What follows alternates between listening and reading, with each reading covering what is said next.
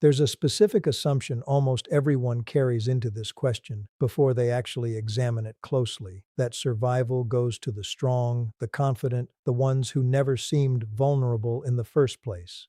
This assumption is wrong, and understanding exactly why it's wrong reveals something we've circled throughout this entire series without ever naming as directly as we're about to name it today. The person who actually survives a narcissist not simply endures the relationship, but genuinely, completely survives its aftermath and emerges whole, is rarely the person who seemed strongest going in. It's someone with a considerably more specific, considerably less obvious quality, one worth understanding precisely because it explains something confusing many people have witnessed. Why some people who seemed remarkably resilient and self-assured struggle for years afterward, while others who seemed genuinely fragile at the relationship's start emerge, eventually, more whole than they've ever been. Let's start by ruling out the qualities that seem like they should predict survival, but consistently don't. Because understanding why these obvious candidates fail matters for understanding what actually does succeed. Confidence doesn't predict survival, and this deserves direct examination because it contradicts intuitive assumption. Remember what we've traced throughout this entire series about how narcissists specifically target certain qualities: genuine emotional depth, generous interpretation of behavior, discomfort with confrontation. Confidence, in its more common, surface level form, doesn't actually protect against these specific vulnerabilities. Someone can be genuinely confident in their career, their social standing, their general capabilities, while remaining just as susceptible as anyone else to the specific psychological mechanisms we've examined extensively throughout this series. The idealization that feels like being truly seen for the first time, the gradual erosion of self-trust through sustained gaslighting, the exhausting hope that patience will eventually be rewarded. Toughness doesn't predict survival either, and this is worth examining because it represents a slightly different failed hypothesis. Someone who enters the relationship having already survived considerable hardship, who's genuinely difficult to intimidate or destabilize through ordinary means, often struggles with a specific vulnerability. This apparent toughness doesn't actually address the assumption that because they've survived worse, they should be able to simply push through this too, an assumption that frequently delays the recognition and boundary setting that earlier acknowledgement of vulnerability might have produced considerably sooner. Intelligence doesn't predict survival, despite how much this seems like it should matter. Remember everything we've discussed about how narcissistic manipulation specifically exploits generous, sophisticated interpretation of behavior. The very intelligence that allows someone to construct nuanced, charitable explanations for concerning behavior can become the exact mechanism that keeps them explaining away red flags other people might notice more quickly through simpler, less generous pattern matching. So if none of these obvious qualities predict genuine survival, what actually does? Here's the answer this entire conversation is building toward. The people who actually survive and emerge genuinely whole are the ones who possess, or who develop through the process itself, a specific capacity we might call comfortable uncertainty, the ability to hold, "I don't fully understand what happened to me yet," without this uncertainty producing unbearable anxiety, requiring immediate resolution. This might sound abstract, so let's make it concrete by examining what its absence actually looks like, because this reveals exactly why it matters so much. People who struggle to tolerate uncertainty tend to reach for premature resolution in one of two directions, both of which ultimately prevent genuine healing. Some resolve the uncertainty by deciding quickly and completely that they were entirely to blame, a resolution that feels unbearable but at least provides certainty, a clear, if devastating explanation that ends the confusing search for understanding. Others resolve it in the opposite direction, deciding immediately and completely that he was purely, simply evil, without complexity, a resolution that provides comforting clarity, but that often prevents the more nuanced understanding required to actually protect against similar patterns in the future. Genuine survivors, the ones who eventually emerge whole rather than simply moving forward while carrying unresolved confusion, are specifically the people capable of sitting with uncertainty for as long as it genuinely takes to develop accurate, nuanced understanding rather than reaching for premature resolution simply because uncertainty itself feels intolerable. The quality that allows someone to survive a narcissistic relationship isn't something most people notice at first. It rarely looks dramatic. It doesn't announce itself through confidence, charisma, or emotional toughness. In fact, it often appears as something much quieter: the willingness to rebuild your understanding of reality, one honest observation at a time, even when that process feels painfully slow. This is where many recovery journeys begin to separate. Some people spend years trying to answer one impossible question: why did this happen to me? It's an understandable question. Pain naturally searches for explanation. But there's another question that gradually becomes more useful. What is this experience trying to teach me about the way I relate to myself? That shift changes everything, because the focus quietly moves away from decoding another person's psychology and toward understanding your own patterns, boundaries, and emotional needs. The people who eventually recover most completely are rarely the ones who become experts on narcissism alone. They're the ones who become experts on themselves. They begin noticing something they overlooked for years. Not the first obvious manipulation, not the final painful argument, but the small moments where they ignored their own intuition, the conversation that felt slightly confusing, the apology that didn't quite match the behavior, the promise that sounded sincere but quietly repeated the same familiar cycle. At the time, each moment seemed insignificant. Together, they formed a pattern.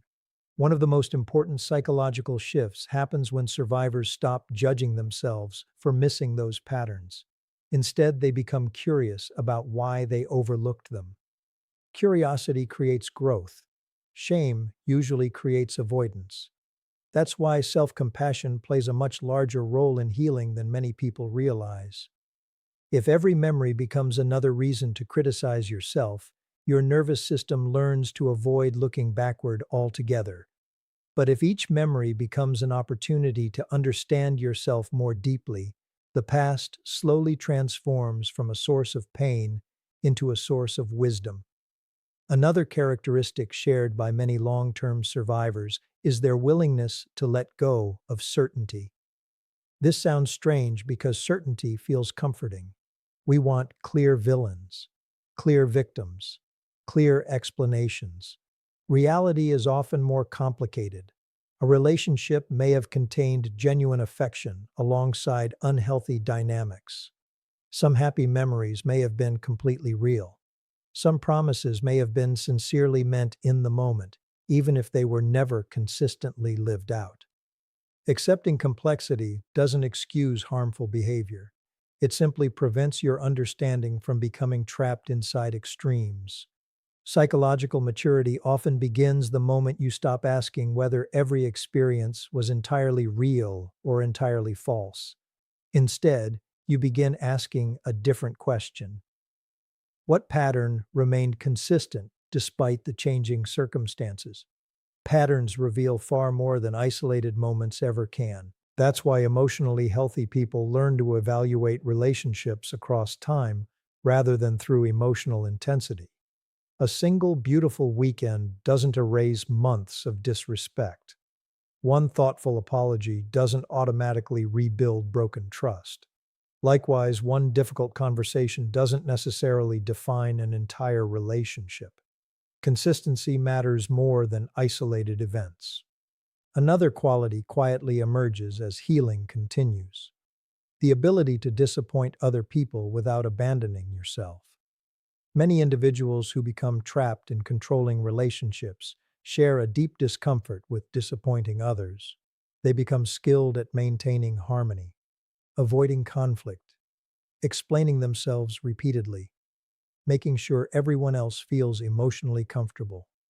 Those qualities are often rooted in kindness, but without healthy boundaries, kindness slowly transforms into self-neglect.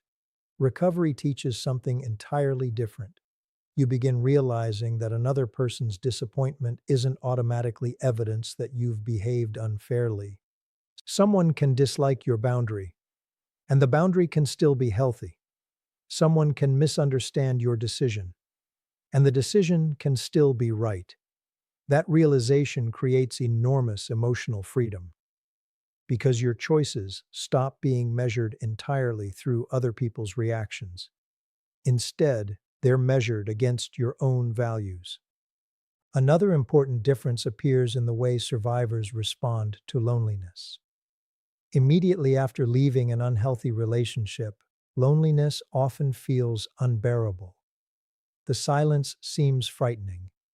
The absence of constant emotional drama feels unfamiliar. Many people mistake this discomfort for evidence that they should return. Those who recover learn something remarkable. Loneliness and peace can initially feel almost identical. Both are quiet. Both lack emotional intensity. Both create unfamiliar space. Only with time does the difference become clear. Loneliness asks someone else to fill the silence. Peace teaches you that the silence itself isn't dangerous. That distinction changes future relationships forever. Because once you become comfortable with your own company, desperation gradually loses its influence. You're no longer choosing relationships because you're terrified of being alone. You're choosing them because they genuinely add something meaningful to an already stable life. Perhaps the greatest quality shared by genuine survivors is this: they eventually stop trying to become the person they were before the relationship. At first, that sounds disappointing. Most people simply want their old life back, their old confidence, their old optimism, their old ability to trust. But healing rarely works by returning us to an earlier version of ourselves. It creates someone new, someone who remains compassionate without becoming naive, someone who believes in people's capacity for growth while recognizing that not everyone chooses it, someone who understands that love and boundaries aren't opposites. They're partners. Without boundaries, love loses its ability to protect. Without love, boundaries lose their humanity. The healthiest people eventually learn to carry both. That balance is what truly changes the future. Not because it guarantees you'll never encounter another manipulative person. Life offers no such guarantees. It changes the future because your response becomes different. You notice inconsistency sooner. You trust your intuition more readily. You ask difficult questions without apologizing for them. You become comfortable walking away from situations that once would have consumed years of emotional energy. From the outside, that transformation may look like confidence. Internally, it's something much deeper. It's self-trust. And self-trust is perhaps the single greatest protection any person can develop. Because once you trust yourself, manipulation loses much of the uncertainty it once depended upon. You no longer need perfect certainty before protecting your peace. You no longer wait for overwhelming evidence before respecting your own discomfort. You recognize that confusion itself can sometimes be valuable information, not because confusion always means something is wrong, but because persistent confusion inside a relationship deserves honest attention rather than endless rationalization. In the end, surviving a narcissistic relationship isn't about becoming harder. It isn't about becoming suspicious of everyone. It isn't about losing your ability to love. It's about learning to pair compassion with discernment, empathy with boundaries, and hope with reality. Those qualities don't simply help you recover from one difficult relationship. They quietly reshape every healthy relationship that follows. And that's why the people who truly survive often surprise everyone around them. They don't emerge with less capacity to love. They emerge with a deeper understanding of where healthy love begins and where self-abandonment must finally end. If there is one final truth that separates those who merely move on from those who genuinely heal, it is this: they stop making another person's choices the center of their own story. For a long time, recovery can feel like an investigation. Why did they say that?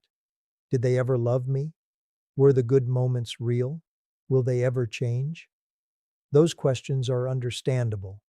They arise because the human mind naturally searches for closure after prolonged confusion. But notice something important. Every one of those questions still places your emotional future in someone else's hands. The answers depend on another person's thoughts, motives, or decisions. True recovery begins when your questions gradually change. Instead of asking, "What were they thinking?" you begin asking, "What have I learned about myself?" Instead of asking, "Will they ever regret losing me?" you begin asking, "How do I build a life I no longer want to escape from?" That shift may sound subtle. In reality, it changes everything, because your energy stops flowing toward the past and starts building the future. Another characteristic shared by genuine survivors is that they become remarkably comfortable with reality, even when reality is disappointing. One of the hardest parts of any unhealthy relationship is accepting that hope and evidence are not the same thing. Hope imagines what someone could become. Evidence shows who they consistently choose to be. For months, or even years, many people remain trapped between those two realities. They fall in love with potential. They stay because of possibility. They wait for consistency that never fully arrives. Healing requires the courage to gently separate dreams from patterns. Not because dreams are foolish, but because relationships are built on repeated behavior, not imagined futures. This doesn't make you cynical. It makes you grounded. Grounded people are still capable of optimism. They simply refuse to build important decisions on promises that actions have never supported. Another remarkable transformation happens over time. You stop needing to prove that your experience was real. At first, validation feels essential. You want friends to understand. You want family members to believe you. You want someone, anyone, to confirm that what happened wasn't just in your imagination. That need is completely natural. Gaslighting often damages one of the most important psychological abilities a person possesses: the ability to trust their own perception. So rebuilding that trust becomes part of recovery. Initially, outside reassurance helps, but eventually something much more powerful develops. You begin trusting your own observations again. You notice inconsistency without immediately dismissing it. You recognize discomfort without instantly blaming yourself. You allow intuition to become information instead of something that must always be argued away. That is an extraordinary form of freedom, because no one can permanently manipulate a person who has learned to trust both their heart and their judgment. There's another lesson that often arrives quietly. The relationship did not reveal your weakness. It revealed your humanity. You cared deeply. You believed people deserved patience. You wanted to understand instead of immediately judging. Those qualities were never the problem. What required adjustment was not your capacity for compassion. It was the absence of boundaries protecting that compassion. Healthy empathy has limits. It listens, it forgives, it encourages growth, but it also recognizes when another person's healing cannot become its responsibility. That distinction protects kindness from becoming self-sacrifice. Over time, survivors often discover that their greatest strength wasn't endurance. It was adaptability. They learned, they reflected, they changed. That willingness to evolve is something manipulation can never permanently destroy unless you surrender it yourself. Perhaps that's why the people who truly recover often appear calmer than before. not louder, not more aggressive, calmer, because they no longer feel compelled to convince everyone of their worth. They no longer chase people who repeatedly withdraw affection. They no longer confuse emotional intensity with emotional intimacy. Instead, they begin appreciating something that once seemed almost ordinary: consistency, a relationship where words and actions match, a friendship where honesty doesn't create punishment, a family connection where boundaries are respected instead of challenged. These experiences may lack dramatic highs, but they also lack devastating lows. And over time, that emotional stability becomes far more fulfilling than constant excitement ever was. One of the greatest myths about surviving emotional manipulation is that you eventually become fearless. Most people don't. Courage isn't the absence of fear. It's the willingness to act wisely, even while uncertainty still exists. You may still hesitate before trusting someone new. You may still notice old memories resurfacing. You may still have moments where your confidence feels fragile. None of those experiences mean you've failed to heal. Healing isn't measured by never feeling pain again. It's measured by no longer allowing pain to control your decisions. That is a completely different standard. As life continues, you begin recognizing healthy people more easily, not because they are perfect, but because they don't require you to become someone else in order to remain close to them. You don't have to earn basic respect. You don't have to constantly defend your intentions. You don't have to sacrifice your peace just to preserve the connection. Healthy relationships don't eliminate conflict. They eliminate the fear that conflict will destroy your identity. That safety changes how love feels. Love becomes quieter, steadier, less confusing, less exhausting, more honest. And perhaps that is the greatest surprise of all. Many people enter recovery believing their goal is to become impossible to hurt. That isn't the destination. The destination is becoming impossible to manipulate through the abandonment of yourself. Because once you refuse to betray your own values, ignore your own intuition, or silence your own needs simply to keep another person comfortable, something fundamental changes. You stop living from fear. You start living from self-respect. If today's conversation leaves you with only one idea, let it be this: the one type of person who truly survives a narcissist isn't the strongest. It isn't the toughest. It isn't the smartest. It's the person who gradually develops an unshakable relationship with their own reality.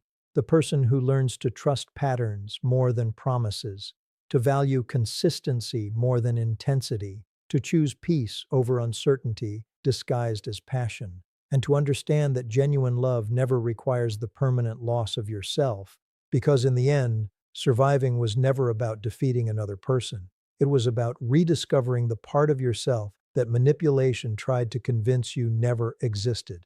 Your clarity, your judgment, your voice. And once those return, you don't simply survive the relationship. You build a life where the same patterns no longer have a place to take root. That is not just survival. That is transformation. Thanks for watching. If you like this video, please like, share, and subscribe.